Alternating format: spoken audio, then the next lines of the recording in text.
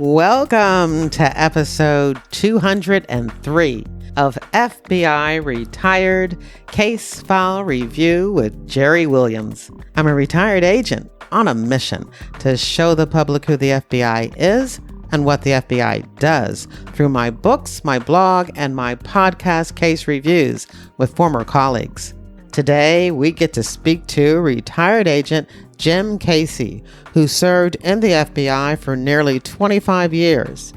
In this episode, Jim Casey reviews a Group 1 undercover case when he was in the Detroit field office and assigned to investigate a major auto theft ring, stealing Mercedes-Benz luxury cars and equipment and vehicles from the Ford Motor Company. 2 of Jim Casey's fugitive suspects were caught after being featured on the TV show America's Most Wanted.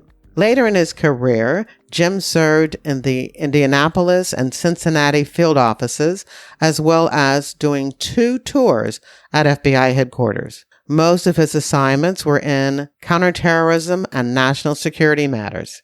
He was the director of intelligence programs on the National Security Council at the George W. Bush White House. His bureau career culminated in his assignment as the special agent in charge of the FBI's Jacksonville field office. Currently, Jim Casey is the president of FCS Global Advisors, a brand new spin-off of the 20-year-old security firm First Coast Security Services. FCS Global Advisors will concentrate on complex and financial investigations, conducting due diligence and deep background investigations, security assessments, crisis management, and cyber investigations and support. Now, I think you're really going to enjoy this episode. I mean, when was the last time you heard about an auto theft ring? As a matter of fact, in the show notes, there is a really super cool article from the FBI website that talks about the National Motor Vehicle Theft Act and how it was a game changer that led to the growth of the FBI into what it is today. Now, before we get to the interview, I do want to welcome all of my new listeners. I don't know how it happened, but I was on 5 different podcasts within the last week. Now, I have to tell you, it really was a coincidence because one of those podcast interviews I actually recorded last year, and another one was like in January or February. And the fact that 5 of them all were posted this week was really a major coincidence, but definitely welcome to all new listeners. I want to invite you and, of course, my regular listeners to join my reader team. This podcast is all about true crime. But if you're also interested in crime fiction, once a month via my monthly email, I keep you up to date on the FBI and books, TV, and movies. When you join my reader team, you get access to my FBI reading resource, which is a colorful list of more than 50 books about the FBI, books written by FBI agents who have been guests on this podcast. There's nonfiction, crime fiction, true crime, and memoirs. And of course, this month, reader team members also get to automatically enter my 200th episode mega giveaway, where I have an FBI silhouette target apron, FBI mouse pad, FBI challenge coins, podcast stickers and buttons, as well as print, digital, and audiobook copies of all of my books. You can join my reader team on my website, or you can use the link in your podcast app's description of this episode. I want to thank you for your support. Now here's the show. I want to welcome my guest, Jim Casey. Good morning, Jerry. I was looking at your profile on LinkedIn, and you've done so much in your FBI career that I would imagine it was kind of hard for you to pick something a case for us to review today. But what case did you decide? Well, I thought it would be interesting to talk about a Group 1 undercover operation that I worked on for a little more than 2 years when I was assigned to the Detroit division, because it had so many different angles to it. All right, very good. So this is a Detroit case. Correct. And what year was it? So the operation started in around 1992, and it went till about 1994, including some lengthy prosecutions. All right, so where do you want to start? Well, I'll start, right at the beginning where we initiated the Group 1 undercover and why, and I'll start out for our listeners that don't know the difference between a Group 1 and a Group 2 undercover. At least back in the day, in 1992, I'm sure the monetary amounts have changed a little bit, but a Group 1 undercover operation was considered something that had a budget of more than $100,000 and was expected to last more than 6 months. And so that was this case. We knew it would be a pretty extensive case, and we knew it would be expensive. So there were a number of different subjects in the Detroit area. There was one primarily. His name was Franklin Paulus, and he was kind of that master thief that you kind of hear about. Everybody knew he was involved in some pretty sophisticated crimes, but he was really hard to catch. And we had an auto theft task force in the Detroit division. There were officers from Detroit Police Department, Michigan State Police, and we were strategizing a way to kind of catch this master thief that everybody knew was stealing high-end cars, Mercedes-Benzes, but nobody could quite catch. And so, we decided on the undercover route that if we had a sophisticated operation, we could trick Mr. Paulus into selling undercover operators, undercover agents, some expensive cars, and commence with the prosecution. So we put all the mechanics in place to get that undercover operation going. And in the meantime, there were two other subjects that had nothing to do with Mr. Paulus that kind of got caught up into the operation, which was what made it so interesting, because we were literally working 3 different targets, none of whom knew each other. And it created a lot of dynamics for us to strategize which targets came to the undercover location, when, how many different amounts of stolen property we would buy from all of these individuals, and most importantly, how we would take it down. Because, once it went down, it was going to be down for good. And when the gig was up for one, it would be up for all of them. So we started by inventing a company. We called it Longview Enterprises. We had a undercover warehouse in the near-in Detroit suburbs. Well, I do have to ask you a question, because there's always a story behind the names that you choose. So was there any significance for you calling it Longview? Sure. There was a longtime senior agent in the division, Larry Long, who had started his own undercover operation, a very small one, kind of a Group 2 operation, maybe a year before. And he had some of the things you'd need to get the operation going, like undercover mailboxes, undercover cell phones, undercover license plates, and they were all already registered in Longview Enterprises. And what he had worked on never got burned. So those legends were still out there. So we used Larry Long's Longview Enterprises. I knew there was a story behind it. There always is.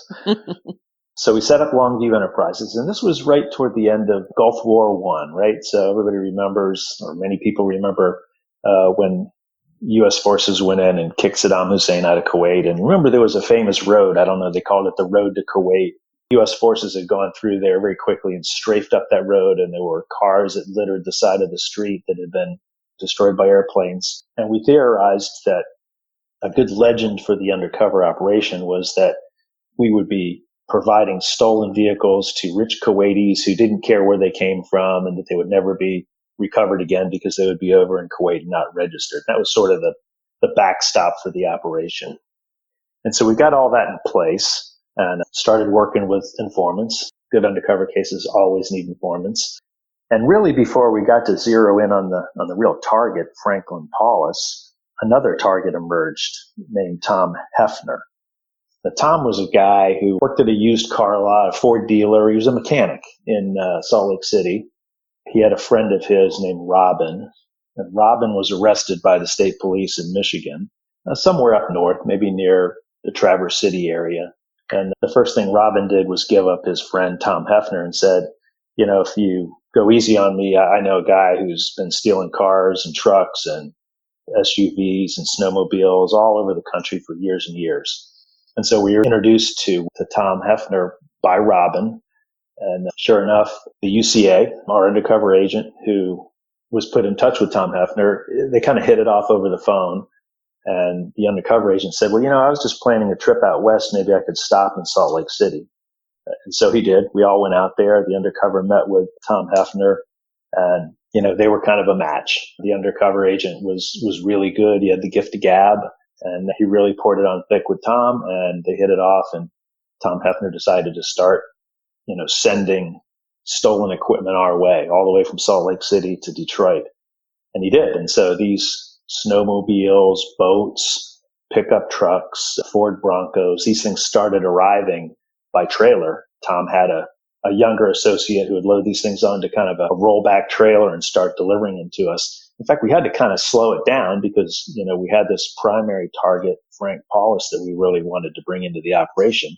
We had plenty on Tom Hefner already, so we didn't need to keep buying, dozens of vehicles from him. And we were successful slowing that down a little bit. We had a source that had access to Frank Paulus.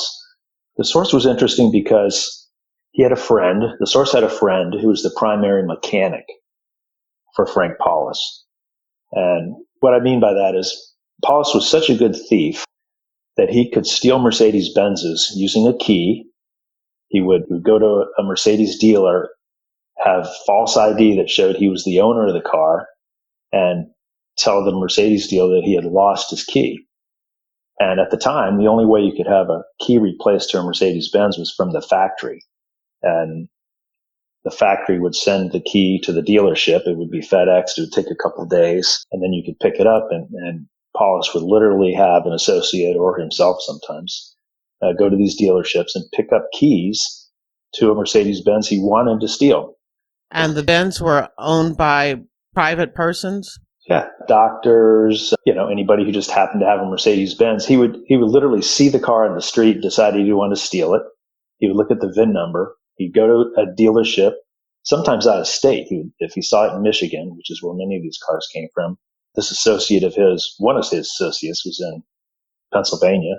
He would have the associate go to the Mercedes-Benz dealer in Pennsylvania and say, oh, I lost my keys. I had two of them, and I don't have any. And they'd say, come back in 48 hours and we'll have a key. Bring your ID. And he would bring a fake ID that said he was the owner of the Mercedes-Benz in Michigan, pick up the key, and send it to Frank Paulus. Paulus would literally go 2:00 in the morning, open up the car, which at the time the alarm was set to the key, didn't have beepers on them at the time, and he'd start up the car and drive it off. Wow. I don't know if I've ever heard of anything like this.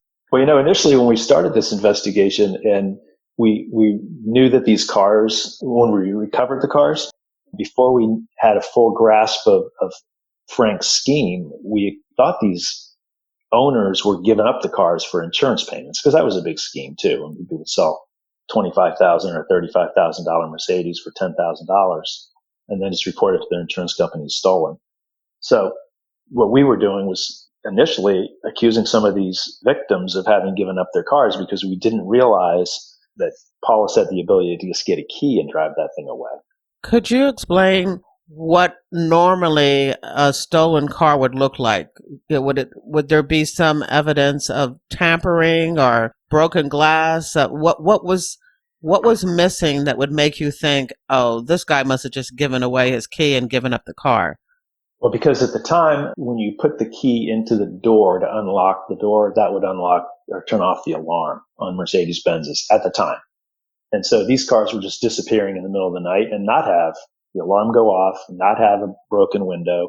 When they were recovered, they never had the steering wheels or starters tampered with, so they weren't hot wired or anything like that. They were just driven off.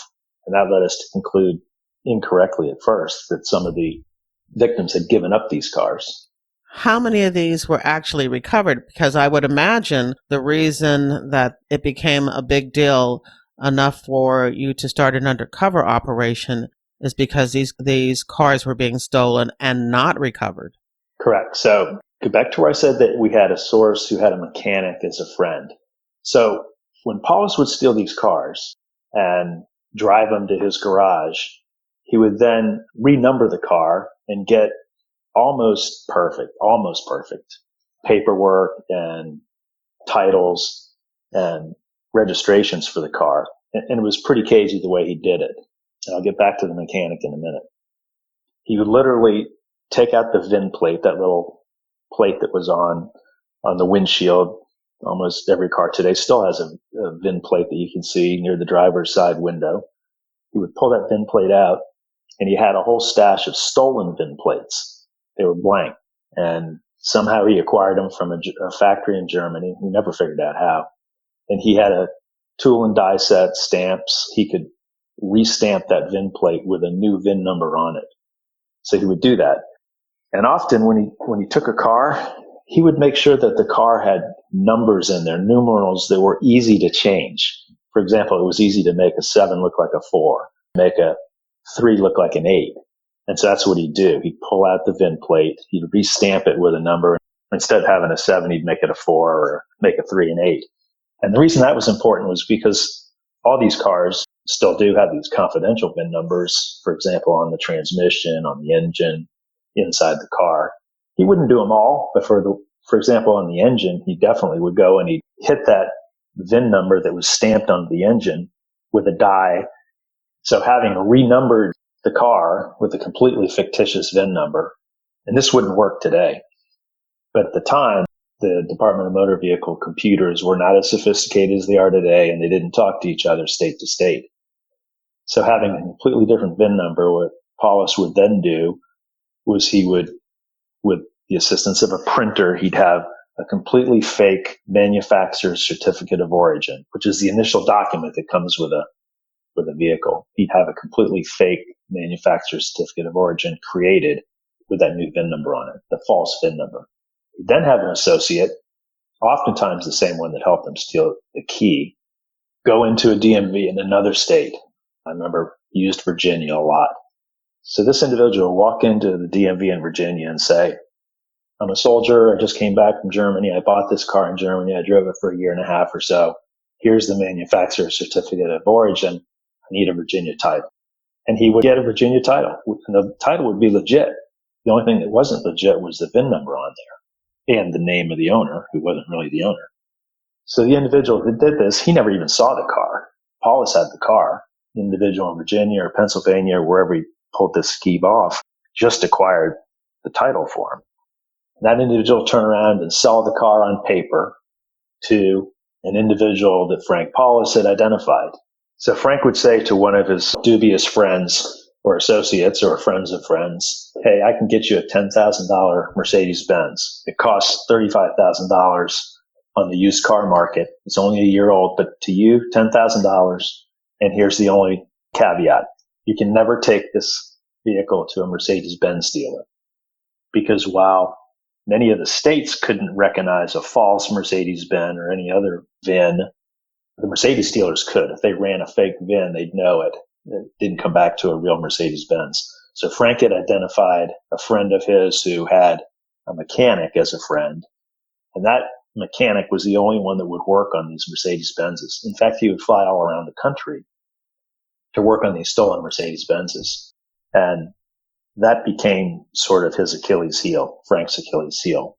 So what would happen next is, this is how creative Frank Paulus was.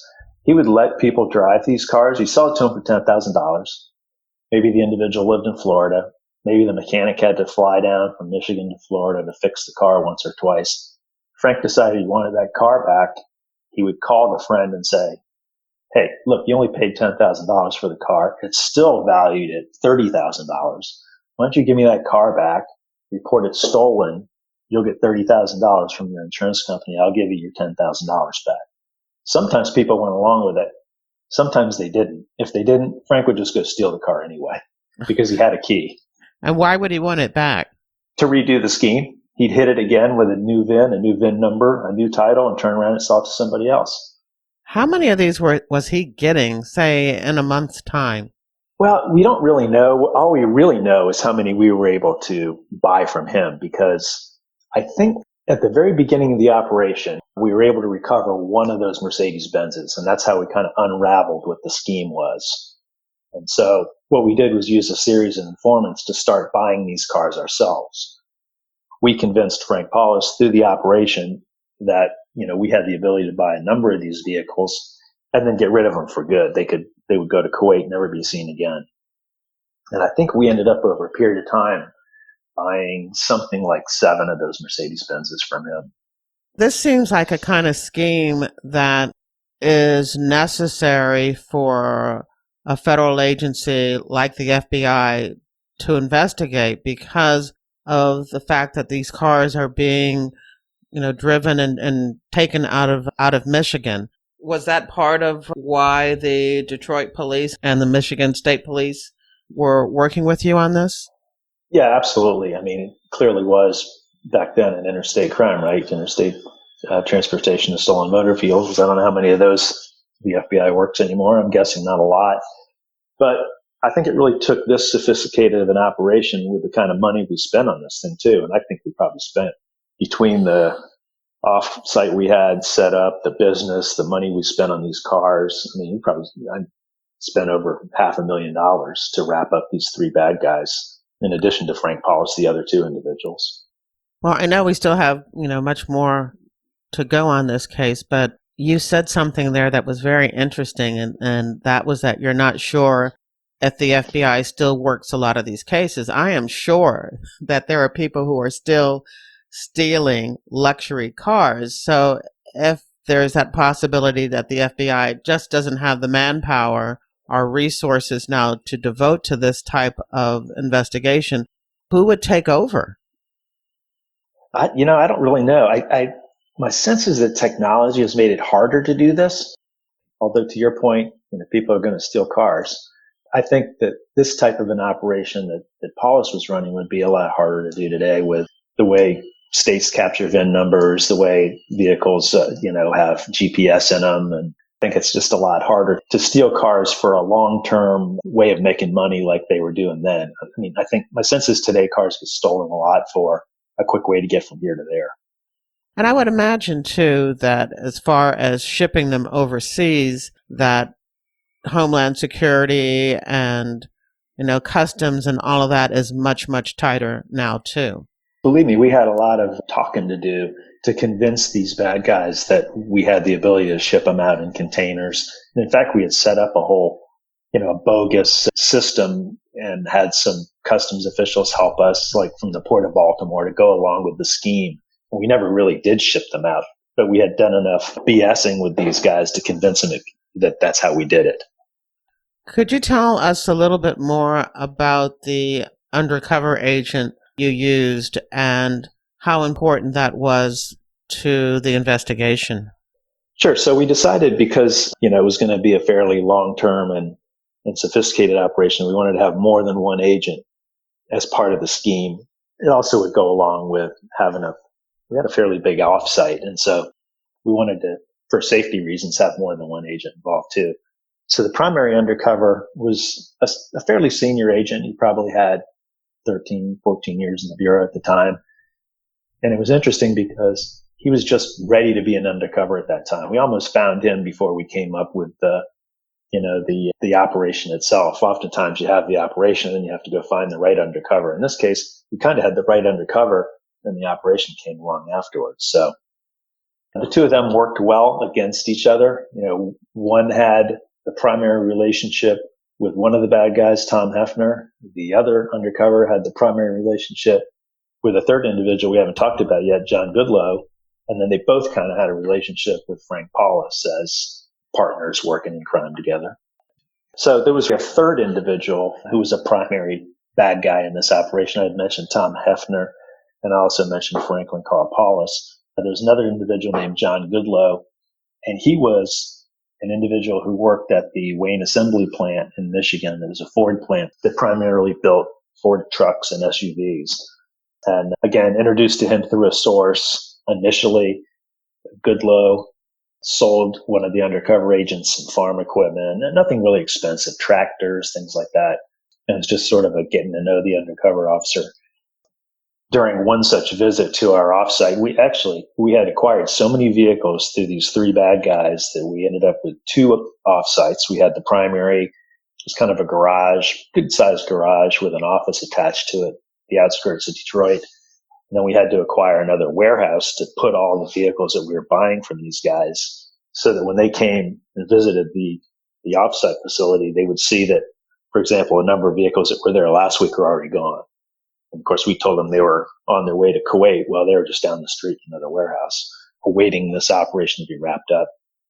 So Goodloe eventually came to trust the second undercover officer, undercover agent, and he allowed the officer, the agent, to know that he worked at the Wayne Assembly Plant, Ford plant in Michigan, Wayne, Michigan, and that he and a partner of his had the ability to manipulate the computers and literally make vehicles disappear. And so would we be interested in buying any of those vehicles? And of course the agent said yes. And so on a series of, once a week maybe, or once every couple of weeks, 2:00 in the morning, Mr. Goodloe would go to the Wayne Assembly Plant, which worked all night long. But his contact there who manipulated the computer worked on the overnight shift. And so that individual would go into a computer system and literally make a vehicle disappear, just take it off the books. And Goodloe would get in the vehicle and drive it down to the offsite location, which was literally 7 miles away, and park the vehicle at the offsite location. We'd pay him, a dime on the dollar for the vehicle. If it was a $30,000 Ford truck, we'd give him, $3,000, something like that. And he did that for a series of months. They always get greedy. John Goodloe got greedy. And so he led on that not only could he steal trucks at the right time, and given the right opportunity, he could get a whole tractor trailer full of engines and tires and other car parts. And did he think we'd be interested in buying those? And we said, yeah, we would definitely be interested in buying a tractor trailer full of 50 Ford engines and I think something like 5,000 brand new truck tires. And so there was a plan put in place. It was pretty elaborate to kind of get that whole thing married up, so that one of the caveats that Goodloe gave us was that we had to provide a tractor and we had to provide drivers, and they had to be, vetted bad guys to us. And we assured him we could do that. We had a number of agents that did. I don't know if there's a number. We had several agents and divisions who knew how to drive tractors. Who rented. And how did you find those agents? Because that seems like a task to find agents who know how to drive tractor trailers that are going to carry large equipment like that. Yeah, some of it was kind of word of mouth. Like these guys had done this before. One of them I remember had done it many times. Larry Seidel was his name. Larry just passed away not too long ago. Good guy. But it was just kind of well known in the division that Larry could drive an 18-wheel truck. And then there was at least another agent that we knew of. But there was also kind of a system where you could go back to the bureau and find out, FBI headquarters find out, who was a scuba diver, who had been a hot air balloon pilot. They kind of kept track of everybody's skills so that you could kind of look that up and go find these people and use them when you needed to in an operation. But yeah, we found Larry and at least another agent who, knew how to drive an 18-wheel rig. We went and rented the rigs from Ryder or one of those places and put the plan in place. I think we were supposed to exchange something like $200,000. That was the amount of money that Goodloe thought he was going to get for these tractor trailers. And there was a meet set for a truck stop, not a truck stop. It was a roadside rest stop on I-75 in Michigan. We were going to exchange the money for the tractor trailers. The operation was that the two undercovers were allowed to bring their tractors into the Wayne Assembly Plant, hook up to the trailers that had the equipment, and then take the equipment out. And then they were to drive to the rest stop where John Goodloe and he had a couple other Confederates that were going to wait there with him. We would all meet at the rest stop. And once we were assured that the undercovers had what was in the trailer, we would give John Goodloe $200,000. All right. So you have these agents now that have been assigned to drive a tractor trailer, to drive the tractor into this manufacturing facility, hook up to the trailer with these stolen goods. Yeah, so they were supposed to initially, take him to the rest stop for the payoff to take place. And then as far as Goodloe and his associate that was helping him do all this, as far as they were concerned, or as far as they knew, those things would make their way, overseas or as part of our import-export business. That's what Longview allegedly was involved in import-export. The point of going to the rest stop was just to make the payment. So the undercover agents were going to drive it to wherever the main undercover that was acting as the buyer of all this. Once Goodloe got his money, he didn't care where this stuff went. He said, I can get you these tractor trailers full of engines and tires, but you have to come up with tractors and you have to get drivers. And our undercover agent said, yeah, it's not a problem. I can get those guys. Everybody involved in pulling that stuff out of the Wayne assembly plant and taking it to the rest stops to make the payoff were all FBI guys. When you're investigating, vehicles stolen from individuals, and I can see how, you can do that without needing, any outside assistance. But when you're talking about stealing equipment and vehicles right from a plant, from an automobile plant, are you dealing with the automobile dealers and the owners directly? Well, fortunately, Ford Motor Company's right there in Detroit. The head of security at the time was a guy named Rad Jones, who was a former Secret Service agent. And his chief deputy was a guy named Phil Asiella, who was a pretty senior commander with the Michigan State Police. And the office had great relationships with Ford. So we were able to go to those guys really early on and say, hey, here's the deal. You got, some bad employees that are making vehicles disappear, and we have the ability to buy them. And so they were letting us do this for a period of time. Okay. Yeah. I was wondering about that. I'm thinking how does the FBI conduct an operation where a corporation is losing property without at least getting them to buy in on the operation? And so it sounds like you did. Yeah, I think in most cases like this, you probably have to. I mean, I'll tell you what comes to mind real quick, a little off topic, is the recent McDonald's case that's been featured on HBO. Right. They had to go to McDonald's really early on and say, here's what's going on, and get their buy-in. And we did the same thing with Ford. Okay, very good. And when it comes to the Mercedes cars that were being stolen, now those were stolen directly from the owners. And so I take it that you did not have to work with actual Mercedes Corporation. We did not. We did work with the insurance companies. I can't remember at what point we did, because they were paying off the cars, and then the insurance companies would become the owner of the cars. But there wasn't a long period of time. I mean, we were able to, by the time we had bought all the Mercedes from Frank Paulus, those were only over a period of a couple months. We were able to rapidly get a hold of the insurance companies to let them know what the deal was. Having put together this undercover case, what made you decide that you needed to take your case to that level? What was the predication that you thought, oh, this is not just, a couple of cars being stolen, this is a whole scheme or set of different schemes, and that an undercover case is needed? So initially, the rationale for putting together an undercover operation was because we could never really prove that Frank Paulus was stealing these high-end Mercedes Benzes and other cars.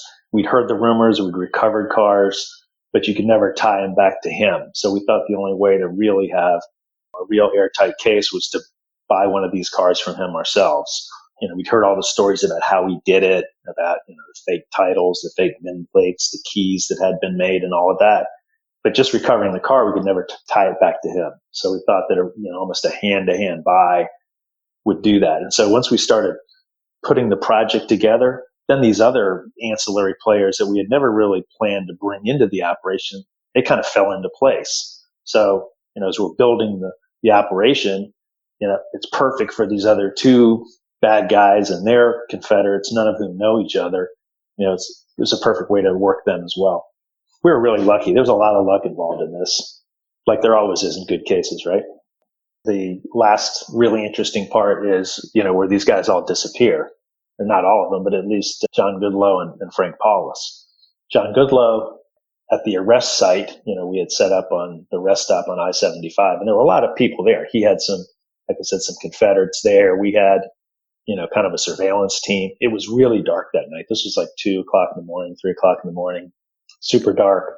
And there were kind of 2 rest stops on either side of the road, the northbound and the southbound side. And there was a big ravine, a grass ravine in the middle of the east and westbound sides of the interstate.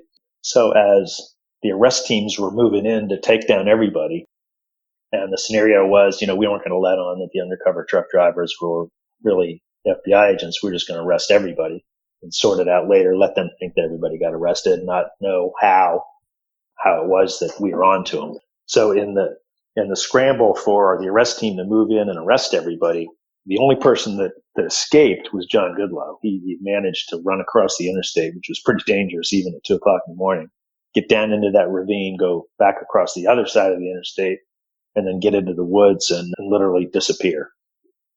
There's a quick fugitive hung on for him, and in the short term, nothing. Frank Paulus was arrested, showed up for an initial appearance, for bond, got bonded out. And then his first court appearance, preliminary hearing or the first hearing he had to be at, he was gone too. So it became obvious pretty quickly that both of these guys were kind of in the wind. And so we worked traditional fugitive investigations for a little while, I want to say a couple of months, with no sign of these guys. And, we had pen registers up and sources and surveillance on their families, the usual things you do in a fugitive investigation. And at the time, America's Most Wanted was pretty popular and pretty successful at catching fugitives. So we went to them, and they were really excited about the case because it was kind of a different angle to it. Many of their fugitives were, boyfriend shoots girlfriend, disappears, that sort of thing. Domestic cases, maybe a bank robber or two, things like that. But this one had a little bit of a, cachet to it. And so they're pretty interested. And in fact, they sent an entire team out to Detroit to recreate the whole undercover operation. And, they had actors that were playing both Frank Paulus and John Goodloe, and they showed how we did what we did. And it was a pretty good segment.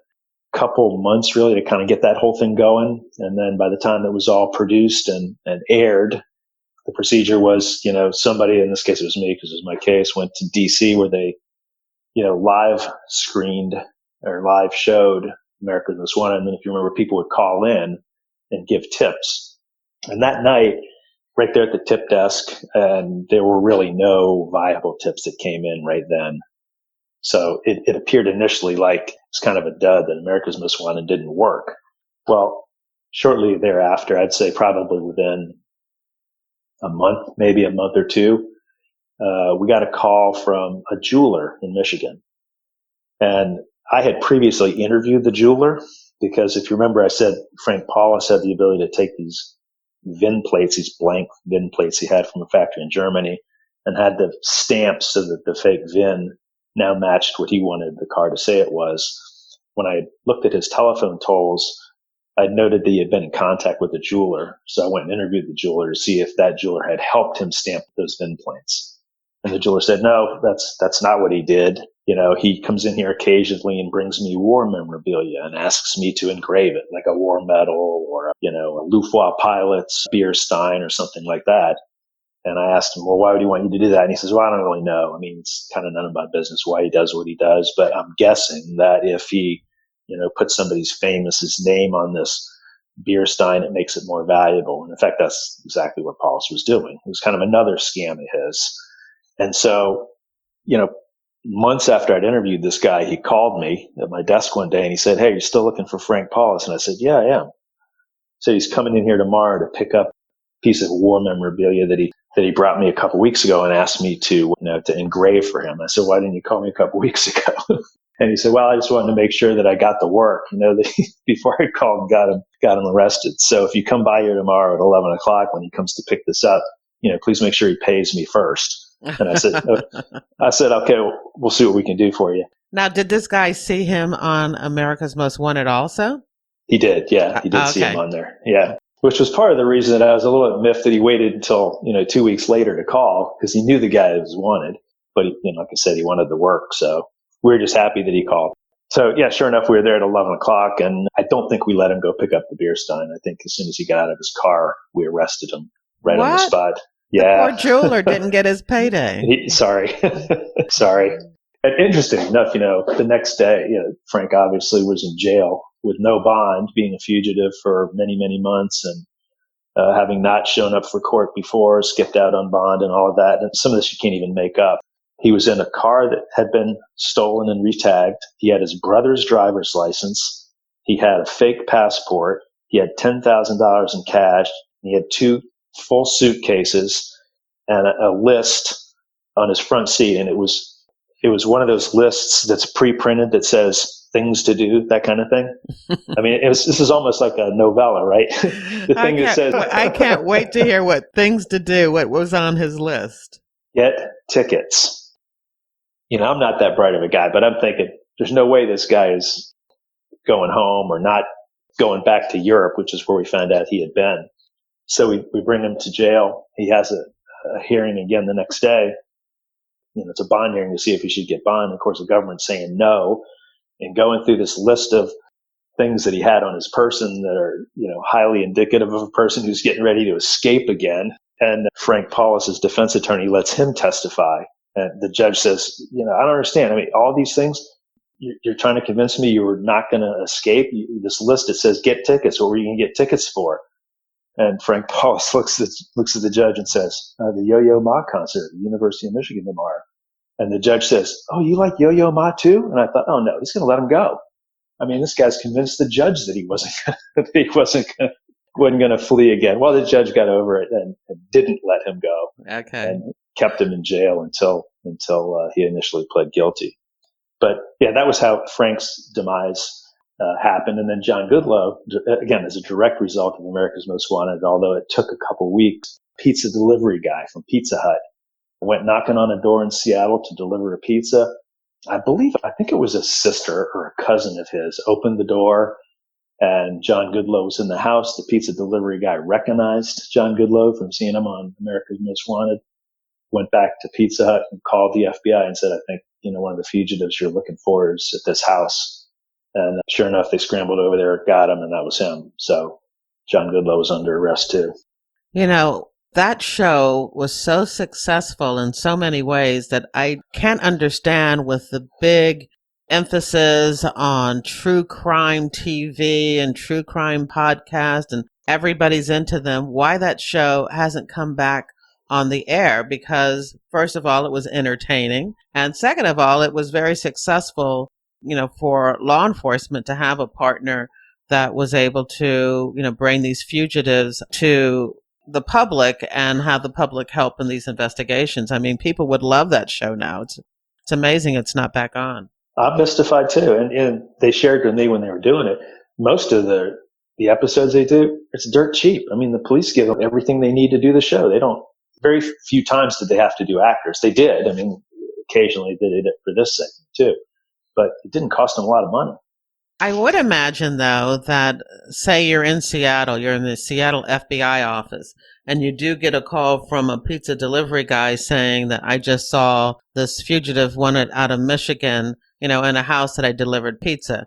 I am sure that there's a lot of skepticism sometimes when you get a call like that. And I guess nowadays, with many of those calls that used to go in directly to an office, now get directed to West Virginia.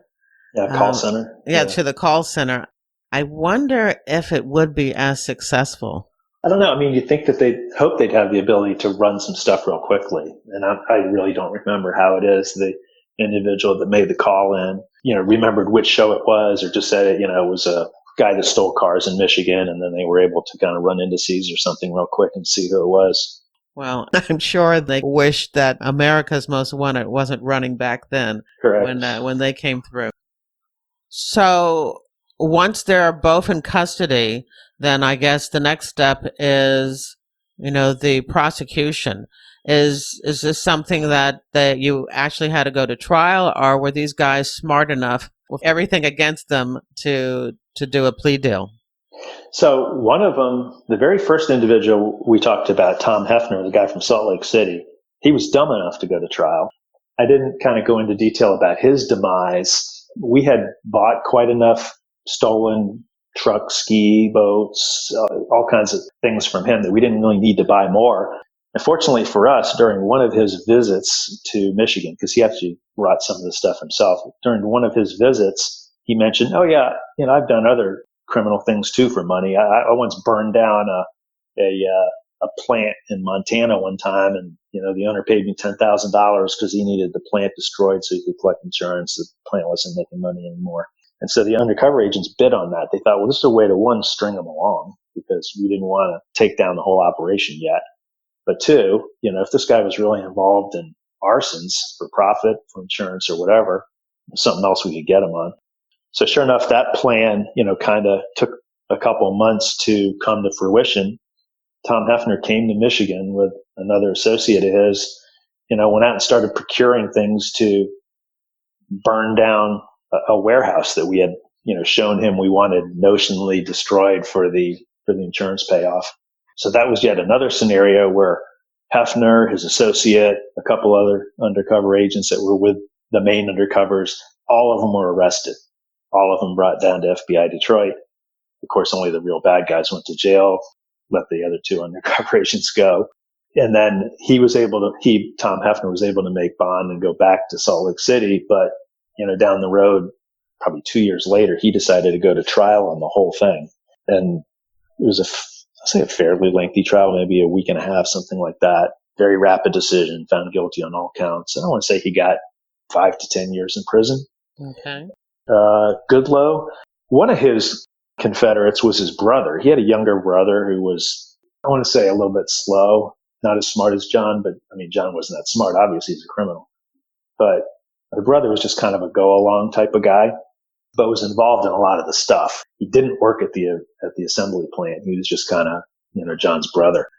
And I think we were able to use that relationship to convince John Goodloe to plead guilty. His brother obviously got prison time, but less time because John cooperated eventually after he'd been caught in Seattle. And then Franklin Karapoulos, didn't make this up either. He pled guilty, and then he kind of tried to take his guilty plea back, and that didn't work. And he eventually was sent to prison, and he did like 5 years in prison. I think he got 63 months. I'm no longer in Detroit. I got promoted. I was at FBI headquarters 4 or 5 years later, and I get a call from the U.S. attorney who I'd worked with. And there were 3 different U.S. attorneys on these cases because they were really 3 different cases. They just all were under the same rubric of the undercover operation. Got a call from the U.S. attorney who had worked on the Franklin Paulus investigation. He says, "Jim, are you ready to go find Frank Paulus again?" I said, "What are you talking about?" He said he did his time in prison and he failed to show up for his first parole hearing. And I said, "You're kidding me." He goes, "Nope.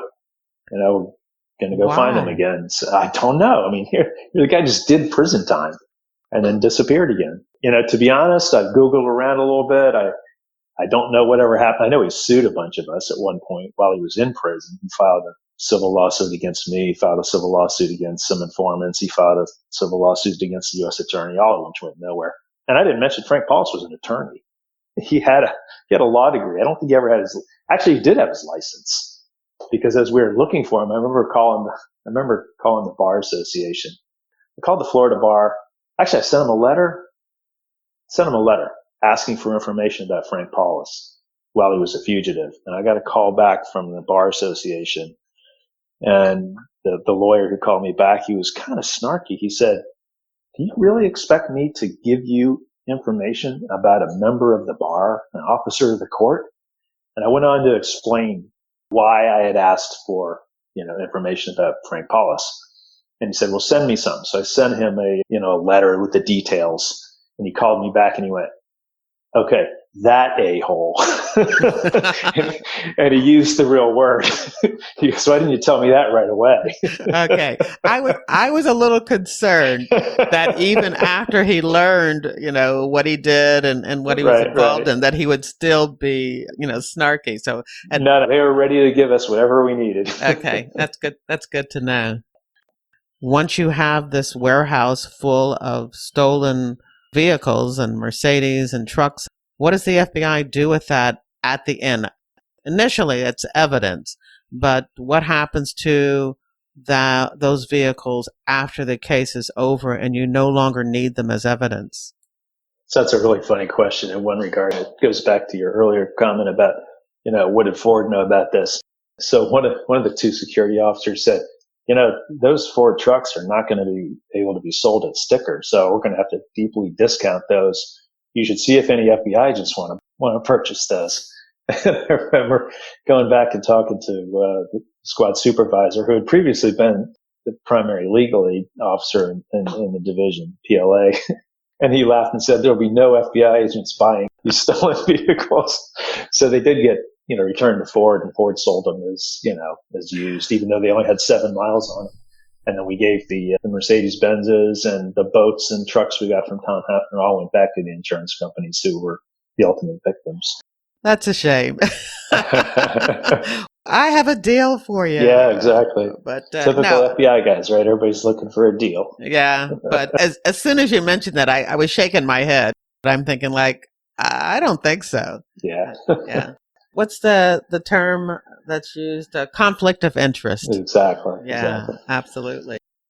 This was a very interesting case and something that's a little different. Yeah. And you hear nowadays of cars being stolen. But, I would imagine that the type of activity that you spoke about has diminished now because of more complicated and complex data collection that we have now because of the internet and computers. I think a lot of cars back then that were stolen, there's a scheme that still works today. You take your car to a body shop because you've been in a wreck or whatever. They put a new fender, a new door or whatever. At the time, it was like 40 or 50% of all that stuff was stolen. So these guys, would buy stolen cars, chop them up, and then use the parts. And so they're charging you $2,500 for a new door and hood. They paid $100 for it. Now, those things all have VIN numbers on them too, and I'm sure that that's backed off a little bit. And I'm sure more people that use legitimate dealerships and auto body shops that, are big named and things like that, as opposed to on the corner. There's probably a little bit less of that, but that's probably still a viable scheme for stealing cars, chop them up and use the parts.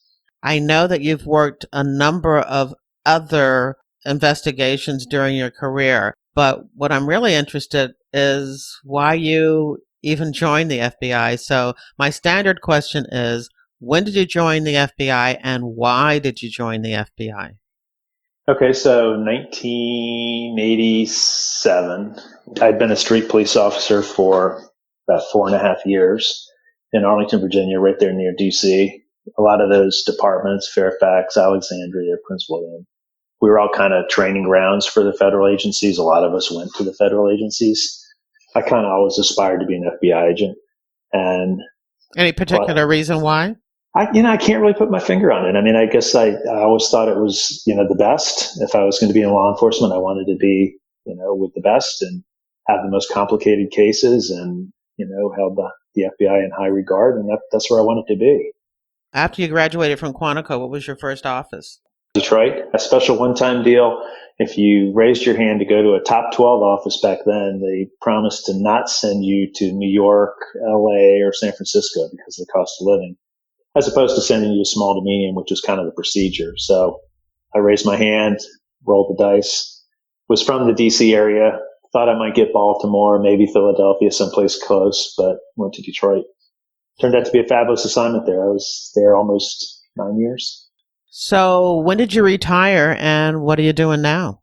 So I retired in 2012. My last office was Jacksonville. I was SAC Jacksonville for 4 years.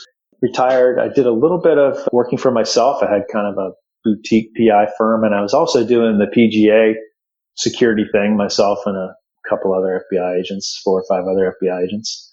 And I got recruited to go to Steinmart, the national retailer. Joe Martinovich, who had been a SEC in Detroit, was the vice president of security there for years and years. He wanted another FBI agent to take his place when he retired. I went there for a couple of years, and then 2.5 years or so ago, I was recruited by a really good friend of mine to FCS, First Coast Security, which is a local Jacksonville manned guarding security company. We have about 2,500 employees. We have a lot of federal contracts. We have some big data centers. We're in 13 states now. And just recently, I'm really excited about this. I've spun off a separate company called FCS Global Advisors. And we're going back to the private investigation thing. I mean, we think that there's a market for high-end private investigations, for litigation support, for crisis management support, cyber. And so we are creating a company to work in that environment. We're going to leverage all those former agents that are out there doing that. And I think we're going to have a go at it. Well, great. I will put a link to FCS security in the episode show notes. So if anybody's interested in checking that out, they'll be able to do so. Very good. In fact, we're building out the new website now for the new company, but we'll always have a link to the new company. All right. So we are at the point of the show where I give my guests the last word. So what would you like to say? I'd like to say thanks for having me. I think these are a great review for agents and non-agents alike to go back and listen to, some of the really good investigations that have taken place by some fabulous FBI agents. And I'm really happy you invited me to do this. And that's the end of the interview. At jerrywilliams.com, you'll find a photo of Jim Casey. There are links to newspaper articles about the auto theft ring case. And of course, there's that FBI website article about the early days of the Bureau back in 1919 and how the National Motor Vehicle Theft Act was a key tool for the FBI in fighting crime and protecting communities. There's also a photo of Frank Paulus and a link to that old show, America's Most Wanted, and an article about how the show might be coming back. I hope you enjoyed the interview and that you'll share it with your friends, family, and associates. If they're not sure how to listen to a podcast, have them read the post on my website, How to Listen to a Podcast, and subscribe to FBI Retired Case File Review on Apple Podcasts, Google Podcasts, Spotify, your favorite podcast app, and also YouTube. I'd love it if you also check out the link to my books in your podcast app's description of this episode. My nonfiction, FBI Myths and Misconceptions, a manual for armchair detectives, which goes through 20 cliches and misconceptions about the FBI in books, TV, and movies. And there's also my word search puzzle book and my Philadelphia FBI Corruption Squad crime novel series. All of my books are available wherever books are sold as ebooks, paperbacks, and audiobooks. Please consider leaving a review. Reviews help readers find good books. Thank you for listening to the very end. I hope you come back again for another episode of FBI Retired Case File Review with Jerry Williams. Thank you.